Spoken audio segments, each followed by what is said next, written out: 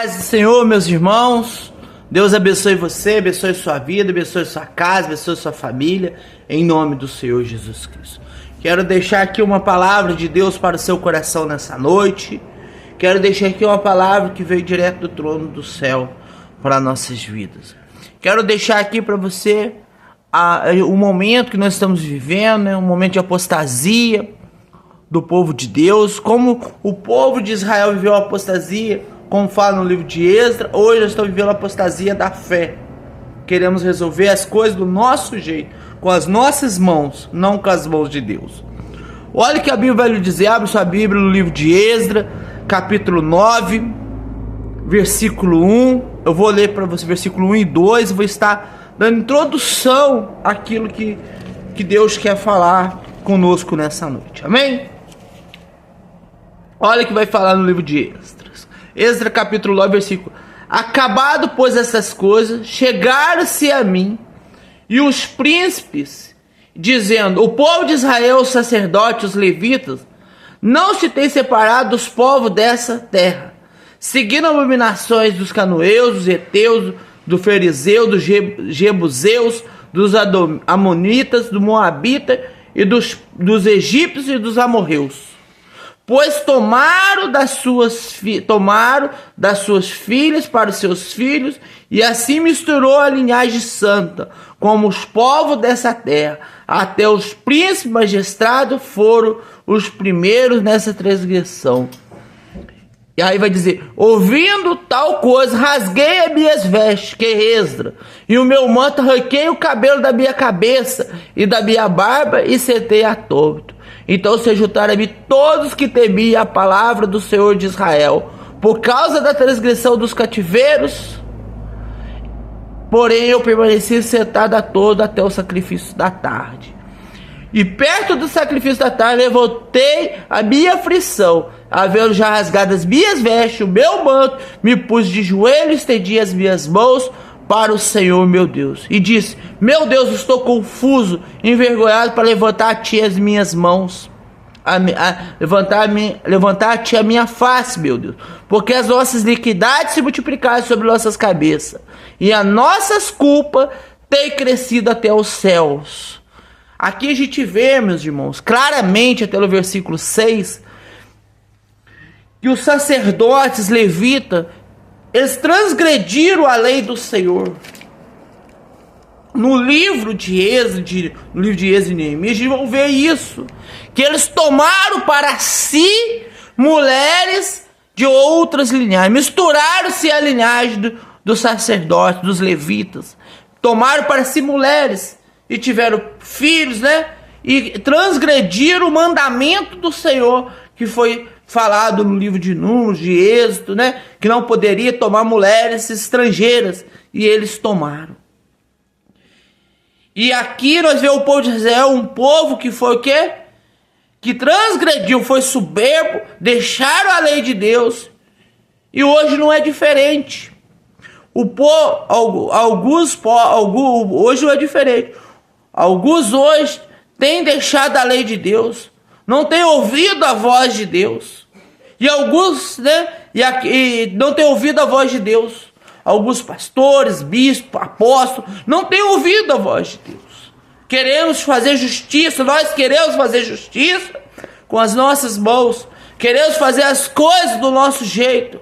Queremos misturar o santo e o profano, Queremos misturar as coisas de Deus com as coisas deste mundo, e não tem como.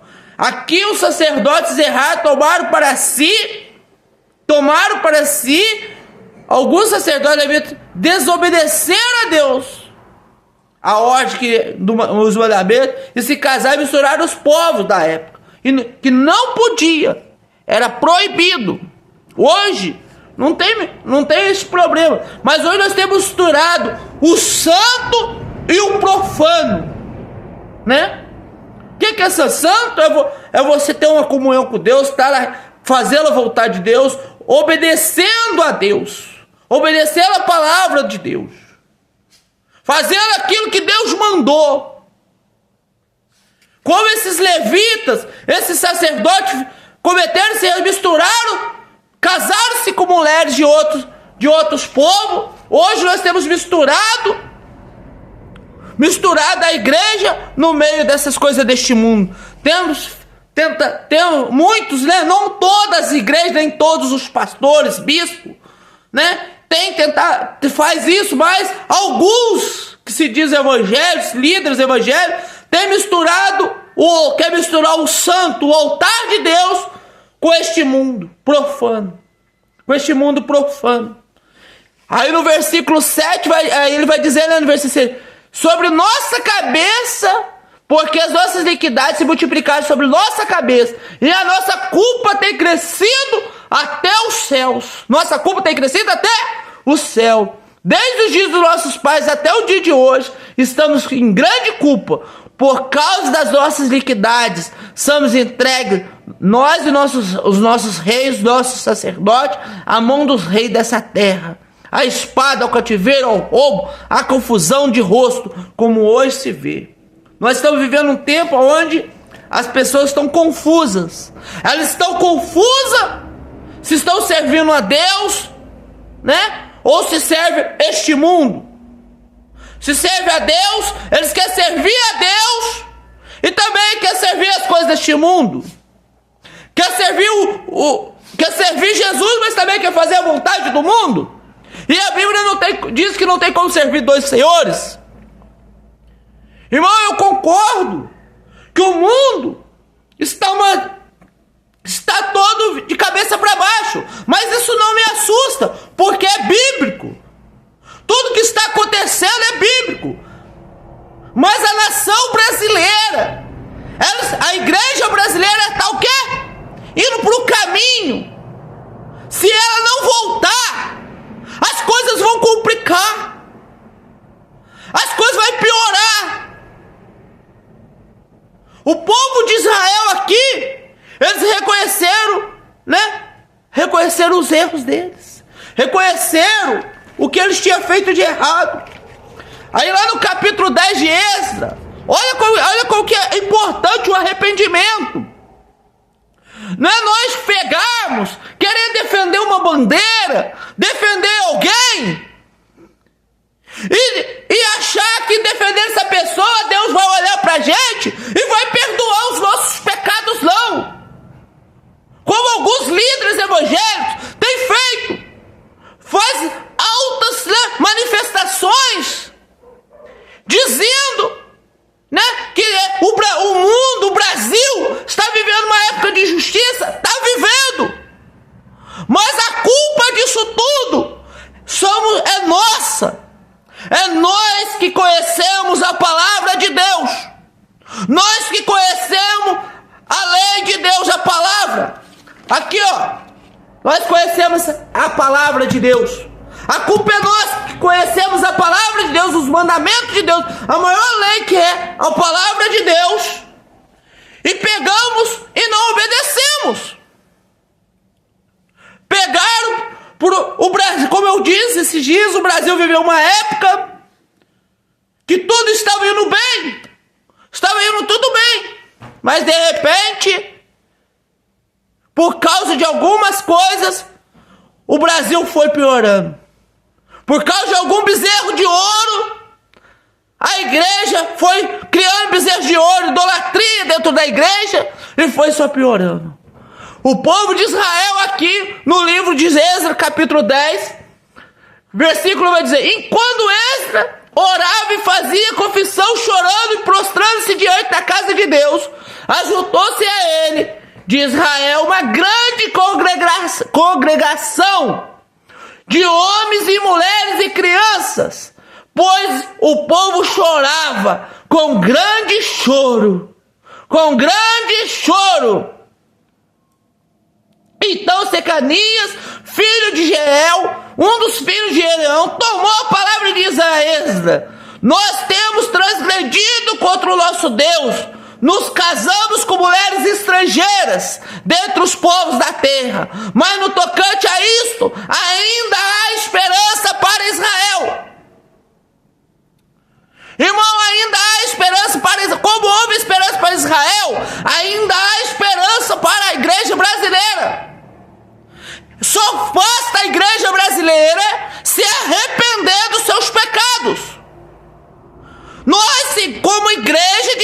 como igreja, temos que nos arrepender, confessar os nossos pecados, confessar as nossas iniquidades, para que Deus possa, como diz que ainda há uma esperança para Israel, ainda há uma esperança para o Brasil. A esperança para o Brasil ainda é a igreja de Cristo, ainda é Jesus Cristo, é o nosso Salvador, a esperança. Agora, pois, façamos uma aliança com o nosso Deus. Despediremos todas as mulheres que delas são nascidas, conforme o conselho do meu Senhor, dos que tremem o mandato do nosso Deus. Faça conforme a lei. Faça conforme a lei de Deus. Então, meus irmãos, o que nós temos que fazer é o que está escrito: nos arrepender. Arrependimento. Arrependimento traz a manifestação do poder de Deus. Quando a igreja brasileira não se arrepender dos seus pecados, não se arrepender dos seus bezerros de ouro que ela levantou dentro das igrejas, não vai haver mudança. Abre a sua Bíblia no livro de Neemias, capítulo 9. Neemias 9. No Neemias 9, versículo 1. No dia 24 desse mês se juntaram os filhos de Israel com jejum e com sacos, e trazia a terra sobre si. E a descendência de Israel se apartou dos estrangeiros, e puseram-se em pé, e fizeram uma confissão pelos seus pecados, pelas iniquidades de seus pais. Eles fizeram o quê? A congregação, a descendência de Israel se apartou dos povos estrangeiros e puseram-se em pé, confissão pelos pecados, pelas iniquidades de seus pais. O que nós temos que fazer como igreja? Nos apartar deste mundo. Nos apartar deste mundo. Nós queremos trazer o problema do mundo para dentro da igreja. E não adianta. Então você é contra a democracia? Não, eu sou a favor da democracia, mas eu sou a favor da palavra de Deus, porque tudo isso que estão fazendo, tudo isso que está acontecendo no nosso Brasil, essas manifestações, não vai resolver o problema.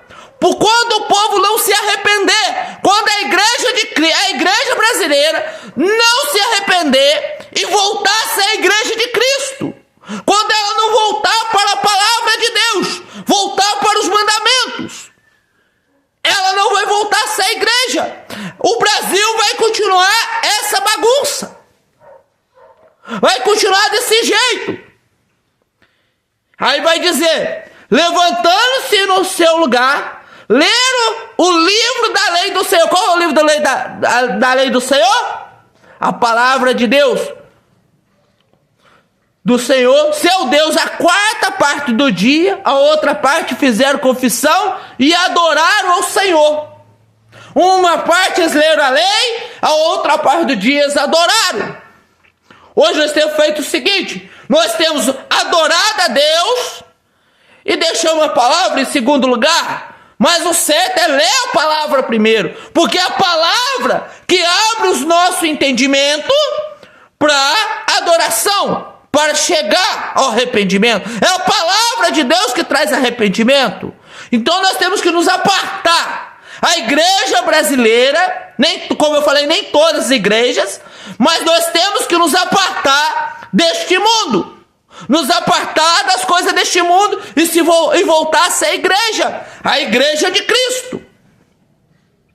Aí você vai lendo aqui, Aí eles vão ler toda a lei, aí vai falar, a partir do versículo você vai falar, que o Deus que criou o céu, a terra, o mar, tudo que nele. Aí vai falar dos feitos que Deus fizeste. Aí vai falar aí vai falar de Abraão, que achaste um coração fiel perante Deus, que era Abraão. Aí vai falar que no versículo 9, Neemias 9:9 vai dizer: e viste a aflição de nossos pais no Egito, e ouviste o seu clamor junto ao Mar Vermelho. Deus libertou o povo de Israel Ele ouviu quando ele ouviu o clamor do povo e Deus trouxe um libertador, levantou Moisés. Deus tirou eles do Egito. Quando foi atravessar junto ao Mar Vermelho, Deus abriu o mar, eles passaram a seco. Aí vai falar, fendestes as rochas, passaram pelo mar seco. Aí vai dizer, guiaste o povo numa coluna de fogo, numa nuvem de noite, por uma coluna de fogo, para iluminar o caminho por onde havia, né? E de dia, né? Uma coluna de fogo, guiava os por um dia, uma coluna e nuvem, e de noite por uma coluna de fogo, né? De nuvem. Olha o privilégio que o povo de Israel tinha. Aí vai falar das leis, né? Aí vamos lá no versículo 15. Aí vai falar dos pães que do céu, no 9 vai dizer, o pão dos céus que deste na sua fome, a água da rocha que produziste, e para na sede, entrasse para possuir a terra pela qual alçaste as tuas mãos, e que lhe havia de dar. Porém, versículo 16, porém eles, os nossos pais, se houver soberbamente endurecer a sua cerviz, e não deram ouvido aos teus mandamentos, não deram ouvido ao mandamento de Deus. Deus fez todos os milagres na terra para aquele povo, mas o povo não ouviu, né?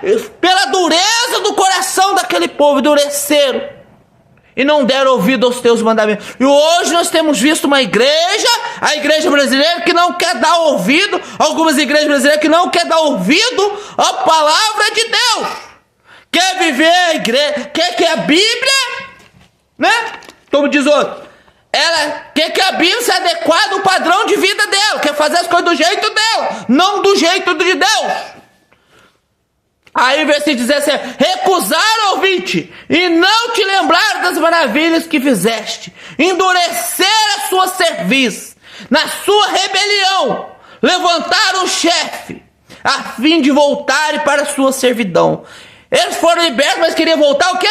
Para a servidão.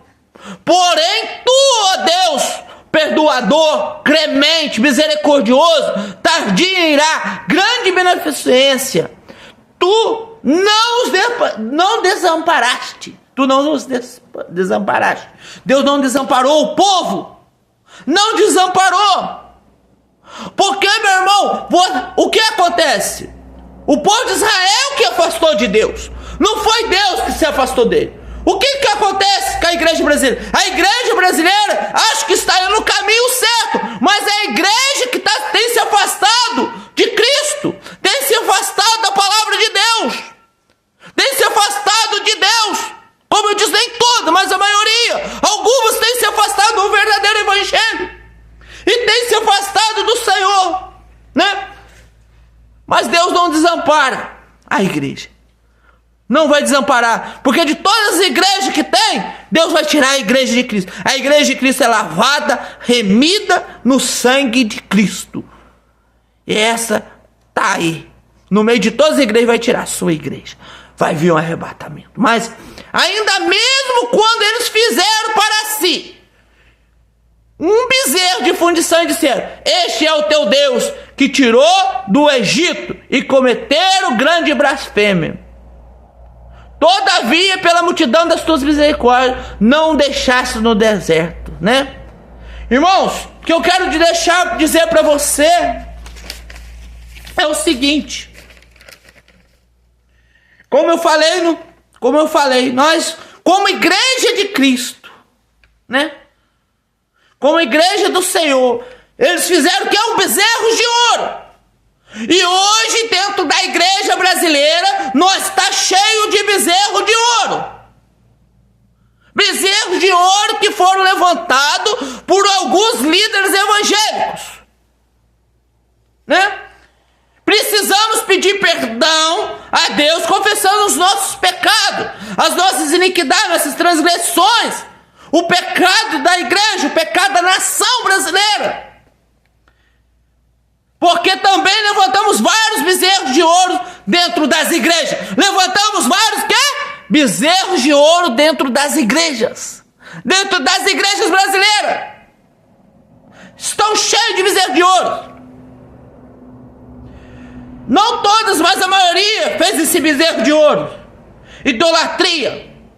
No nosso meio exemplo, bezerro de ouro. O meu ministério é melhor que o seu. O meu ministério salva o seu, não. A minha igreja é melhor que a sua. A minha igreja é assim, a minha igreja é assim, a minha igreja é assada. Mas nenhuma igreja é santa, mas a igreja de Cristo é purificada e santa. A igreja, para ser perfeita, a igreja, por mais que seja perfeita, ela não vai conseguir, mas ela tem que andar reta, conforme a palavra de Deus, segundo o mandamento do Senhor. Aí levantamos vários bezerros de ouro, como eu disse. A minha igreja é melhor que a sua. Fizemos de bispos, pastores, apóstolos, missionários como ídolos. Levantamos ídolos dentro da nossa igreja. O meu pastor é melhor, o meu bispo é melhor, isso é melhor que aquele. Cantores, fizemos bezerros de ouro para cantores gospel, cantores que louvam. Fizemos altares para ele dentro da igreja. Bezerros de ouro tem que ser destruído. A igreja tem que quebrar esse bezerro de ouro. Criar um bezerro de ouro maior ainda. O bezerro, né? A Bíblia diz: não tem como servir dois senhores. Ou você serve um, ou você aborrece o outro.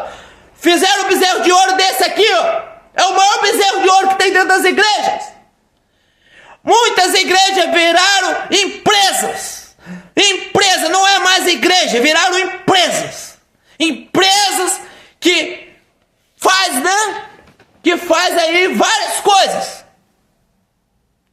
Por ganância, por dinheiro. Vemos alguns líderes que por causa disso faz bezerro de ouro dentro das igrejas. Criamos bezerros de ouro nos altares da igreja. Temos que quebrar esses bezerros de ouro. Isso no meio da igreja, no campo da política. Alguns líderes evangélicos acham o dono da verdade, né? Levou o povo evangélico a levantar um altar, um bezerro de ouro na igreja, tentando tirar a glória de Deus, querendo dar um homem, fazendo bezerro de ouro. Por causa disso, Deus, para disciplinar o seu povo, ele fez ele perder a eleição. E hoje tem um bando aí chorando por causa disso. Mas não viram o que eles fizeram criaram bezerro de ouro dentro da igreja por causa de influência de alguns líderes. Olha o que vai dizer Neemias 9:26. Porém, se obstinaram e se rebelaram contra ti e lançaram a tua lei para trás das suas costas, mataram os profetas e protestava contra eles para que voltassem para ti. Assim fizeram grandes abominações. Muitos pegaram a palavra de Deus e jogaram nas costas deles. Pegaram da palavra e jogaram para trás das costas. E hoje a igreja e a nação brasileira está pagando um alto preço por causa desses líderes. Por causa alguns desses líderes evangélicos que levou o povo a levantar o altar de bezerro de ouro, né? Querendo tirar a glória do Senhor, querendo tirar a glória de Deus. Meus irmãos, a Bíblia vai dizer, Isaías 42, versículo 8. Olha o que ele vai falar. Olha o que Deus vai falar. Eu sou o Senhor, este é meu nome, a minha glória, pois a outro não darei, e nem o meu louvor às imagens de escritura, e nem a homem algum. Ele não dá a glória dele a ninguém. Ele não divide a glória dele. A glória de Deus é só dele. Mas teve líderes evangélicos que pegaram e colocaram em cima dos altares os seus líderes. Colocaram homens querendo tirar a glória de Deus. Olha o que vai dizer Isaías 48:10. Eis que já te purifiquei, mas não como prata. Escolhi escolhi-te na fornalha da aflição. Por amor de mim, o farei. Porque como seria profanado o meu nome? Como seria profanado o meu nome? Deus falando, olha que Deus falando, por amor de mim eu farei. Porque como seria profanado o meu nome? E a minha glória não darei a outro. A minha glória não darei a outro. Não darei a pastor, não darei a bispo, não darei a apóstolo, não darei ninguém, não darei a padre, não darei a ninguém. Não darei a homem algum. E olha o que ele vai dizer no versículo 13. E também a minha mão... 12, quer dizer, dai-me ouvido, ó Jacó, e tu, Israel. Quem te chamei, eu sou o mesmo, o primeiro e também o último. Quem chamou a igreja foi Cristo, ele é o primeiro e também o último. A glória dele não divide. O que eu quero dizer, né? Por isso, né? Disso Deus para disciplinar seu povo, porque o povo viveu uma época de 2018 até antes dessa eleição, estava vivendo, tudo estava indo bem, né? Mas por causa da idolatria, por causa do bezerro de ouro que criaram, alguns líderes evangélicos quiseram levantar um salvador para o Brasil. Quiseram levantar um salvador para o Brasil. Mas o salvador do Brasil ainda é Jesus Cristo. Não é homem nenhum, não é nenhum comedor de arroz e feijão. Não é, meu irmão. Não é nenhum comedor de arroz e feijão. Quiseram fazer uma idolatria levantando o Salvador para esse Brasil. Mas o Salvador ainda é Jesus Cristo. É Jesus. Por isso Deus vai disciplinar seu povo, né? O Brasil estava vivendo uma prosperidade boa, né? A nação estava bem. Mas por causa desses líderes que quiseram tirar a glória de Deus, Deus nos entregou nas mãos dos inimigos dessa nação. E hoje estamos vivendo o que plantamos. Injustiça, incertezas, medo, instabilidade da economia e etc. E alguns desses líderes evangélicos influenciando o povo à idolatria, né? Influenciando a idolatria a homem, tentando tirar a glória de Deus. E a um comedor de arroz e feijão, meu irmão. Muitos estão pagando um alto preço. E hoje, por causa deste bezerro de ouro, estão sofrendo e pagando um alto preço. Estão pagando um alto preço, não por causa do nome de Jesus, e sim por causa do bezerro de ouro que foi levantado por líderes dessa nação, líderes evangélicos. Suas famílias estão pagando alto preço, né? Estão pagando. Alguns já perderam até a vida por causa desse bezerro de ouro. Pagaram um alto preço, né? Por causa desse bezerro de ouro chamado política dentro da igreja. Por causa desse bezerro de ouro chamado política, esses líderes evangélicos colocaram dentro das igrejas evangélicas. E algumas igrejas evangélicas, não são todos os líderes que fizeram, mas alguns.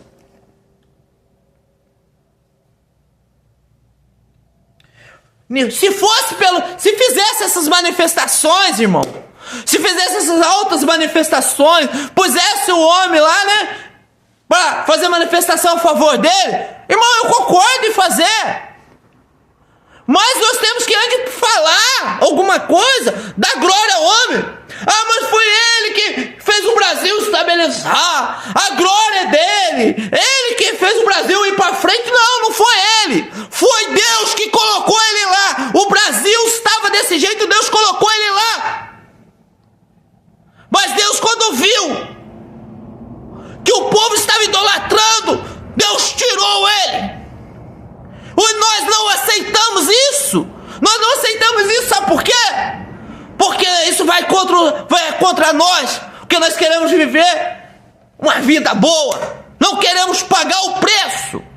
Porque eu duvido, se fosse por Jesus, ia ter essas grandes manifestações que tem nesse Brasil inteiro, ia juntar isso tudo de gente falando de Jesus. Não. A gente tem a marcha para Jesus, glória a Deus por isso, aquilo ali é uma coisa gloriosa.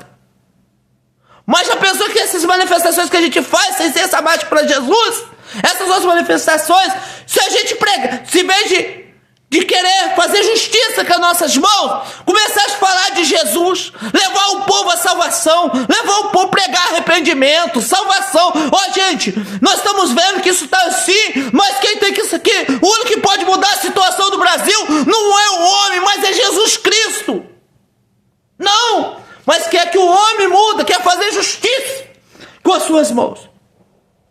E por causa disso, muitos não pagariam o preço por causa do Evangelho de Cristo.